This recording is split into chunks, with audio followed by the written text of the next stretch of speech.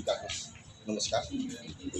हामी निजी क्षेत्रबाट सञ्चालित निजी लगानीमा सञ्चालन गरेका विद्यालयहरूले कोलपुर क्षेत्रमा यो रनिङ सिट खेलाउन लागेको इतिहास चाहिँ के छ भने 2066 सालबाट हामीले खेलाउँदै आएको हामीसित त्यो अनुभव छ। हामीले विद्यालयहरूमा अध्ययनरत विद्यार्थीहरूको प्रतिभालाई लेखाइ पढाइलाई मात्रै नभएर एउटा शारीरिक मानसिक उसको लागि हामीले यो 2066 सालबाट हामीले खेलाउँदै आएको र अहिले प्याप्सनको नाममा ब्रान्डमा हामीले यो खेलाउन आएको तेस्रो संस्करण हो। यसमा हामीले यही 2082 मङ्सिर 17 देखि 20 गतेसम्म यो 4 दिनको यो हाम्रो खेलाइन्छ र यसमा यही यो अब के मैदान भन्ने हो यसको खुला मैदानमा हामीले 4 दिनमा यो हाम्रो स्थान यो रहेको छ र हाम्रो यो कार्यक्रमको प्रमुख अतिथिको रूपमा अहिले हामीले अलिकति फरक ढङ्गले हामीले यो लुम्बिनी विश्वविद्यालयको उपकुलपति आदरणीय प्रोफेसर विनोद प्रसाद ढकालज्यूलाई हामीले यो प्रमुख अतिथिको रूपमा हामीले निम्ता गरेका छौँ। अहिले भर्खरै उहाँसित हामीले सम्पर्क गरेर हामीले अहिले हजुरहरूलाई यो बोलाउनुभन्दा अगाडि जस्ट हामीले यो गरेको। अब धेरै कुराहरू त अब डाटाबेसमा बोल्नुपर्ने हुन्छ, धेरै कुराहरू अहिले अध्यक्ष महोदयले पनि यहाँहरूलाई ब्रिफिङ गर्नुहोला। अहिले मात्र हाम्रो निम्तालाई यो कार्यक्रमलाई भव्य र सभ्य बनाउनको निम्ति यहाँहरूको यो कोलपुरकै खेल हो, कोलपुरकै पत्रकार साथीहरूले यसमा आफ्नो खेल हो भनेर मानिदिनुहुनेछ र यसलाई प्रचार प्रसार व्यापक गरिदिनुहुनेछ र कोलपुरको यो शानको रूपमा हामीले यो खेललाई हामीले लिएका छौँ। यो उत्सव खेल महोत्सवकै रूपमा पनि हामीले यसलाई बुझ्नुपर्छ भन्ने मेरो मान्यता छ। प्याप्सनले खेलमा पनि लगानी गरेको छ। अब आगामी दिनमा अझै यसमा हाम्रा परिष्कृत रूपले अझ यसलाई नयाँ संस्करणमा अझ हामी अझ भव्य रूपले सम्पन्न गर्नेछौँ। हाम्रो निम्तालाई स्वीकार गरेर अहिले यो आफ्नो कार्यव्यस्तताको बावजुद पनि आएर यो कार्यक्रमलाई भव्य र सभ्य रूपले यहाँ सम्पन्न गर्न सहयोग गर्नु भएकोमा सम्पूर्ण मिडिया हाउसबाट पाल्नुभएका पत्रकार महोदयहरूलाई आदरणीय साथीहरूलाई म प्याप्सनको तर्फबाट स्वागत गर्दै फेरि बोल्न परेमा पछि फेरि आफ्नो कुराहरू राख्नेछु। यति भन्दा यहाँहरूलाई म स्वागत गर्दै विधामा त्यसको चाहिँ ट्र्याकतिरका सबै इभेन्टहरू समावेश गरेका छौँ।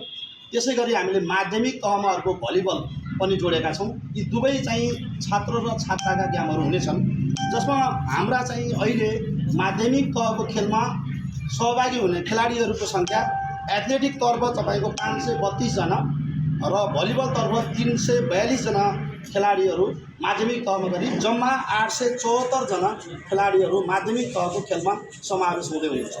त्यस्तै गरी आधारभूत तहमा एथलेटिक र फुटसल भनेर हामीले एउटा नयाँ अर्को गेम विशेष गरी साना बच्चाहरूलाई कसरी समेट्ने अथवा फुटबलप्रति कसरी प्रेरित गर्ने भन्ने उद्देश्यले हामीले फुटसललाई पनि जोडेका छौँ।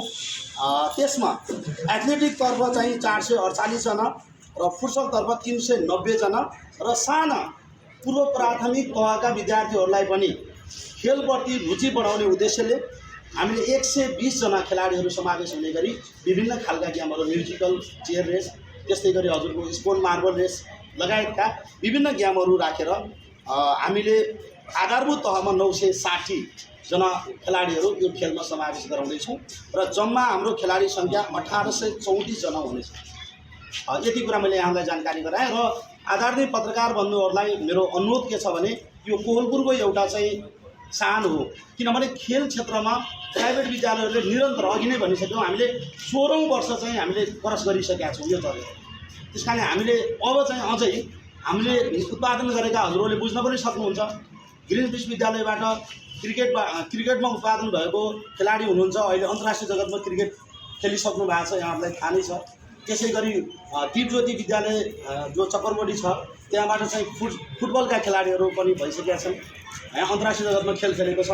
त्यस्तै गरी बागेश्वरी एकाडेमीबाट पनि क्रिकेटमा 1-2 जना जोडिएको हामीले पहिला नै हामीले चाहिँ अलिकति म कन्फ्युजन भएँ, 1-2 जना हुनुहुन्छ भने हामीले अन्तर्राष्ट्रिय जगतमा समेत खेलाउनको लागि हामीले खेलाडी कोलपुरबाट उत्पादन गरेका छौँ।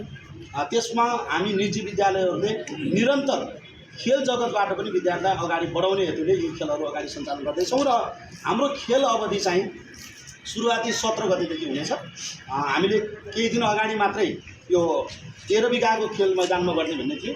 अहिले त्यहाँ कन्स्ट्रक्सनको काम भइरहेका हुनाले नगरपालिकासँग सहकार्य गरिसकेपछि अहिले हामीले हिजो मात्रै यो खेल मैदान हामीले प्राप्त गरेका छौँ। 17 गतेदेखि 19 गतेसम्म हाम्रो खेल सञ्चालन रहनेछ।